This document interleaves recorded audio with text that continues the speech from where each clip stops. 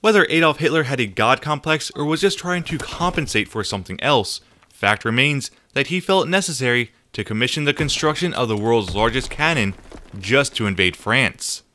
Despite no battle ever taking place around this weapon itself, this cannon does appear as a map in Call of Duty World War II. Hello everyone and welcome to my third Call of Duty episode of The Real History Of. This is an episodic web series where I take a look at the real figures and events that inspire the settings of our favorite video games. I'm your host Christopher, the video game historian, and on this episode, I'm going to take a look at the real history behind the Call of Duty World War II map, the Gustav Cannon. After World War I, the French began the construction of a 1,500-kilometer defensive wall that ran between the borders of France and Germany, along with the borders of France and Italy.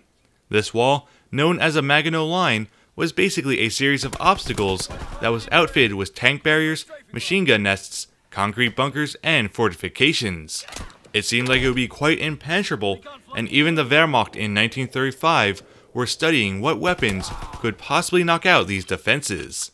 A year later, Hitler gave Gustav Krupp of the Krupp Steelworks and Arms Manufacturing Company a visit and asked him whether or not it would be possible for him to produce a weapon that could breach these defenses.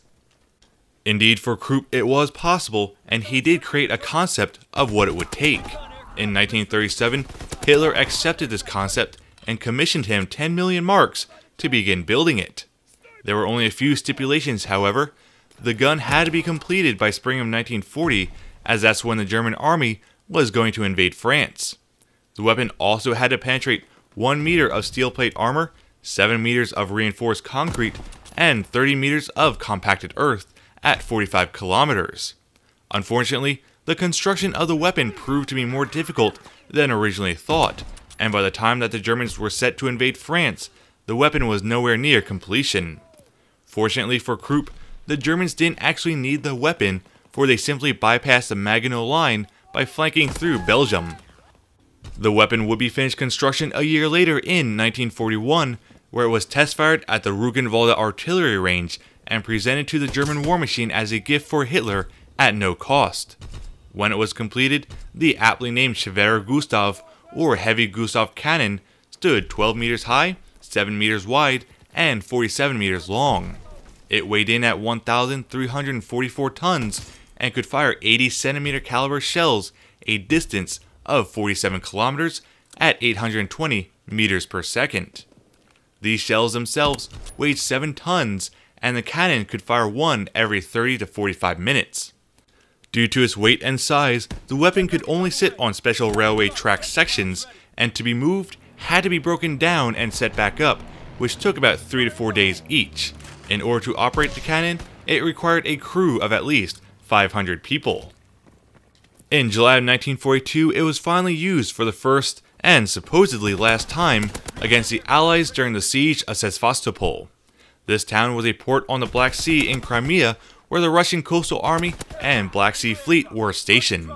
The primary target here was Fort Stalin, where after weeks of bombardments, nearly 118,000 Russians were killed, wounded, or captured.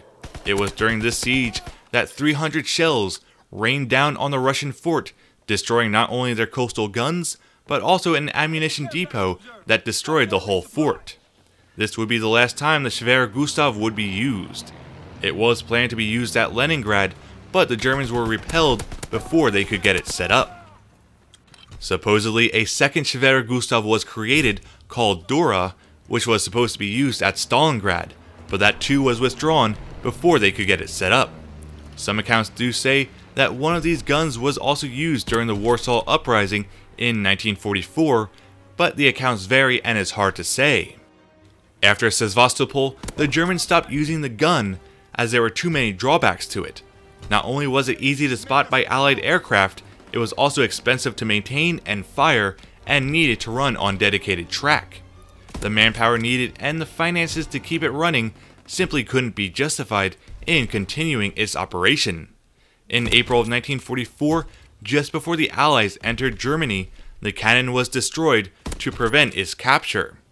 Ruins of the weapon were discovered by the Allies in a forest about 15 kilometers north of Auerbach. That's all for this week's episode. Hopefully you all enjoyed it, and if so, please leave a like for the video, subscribe to my channel, and leave your comments down below.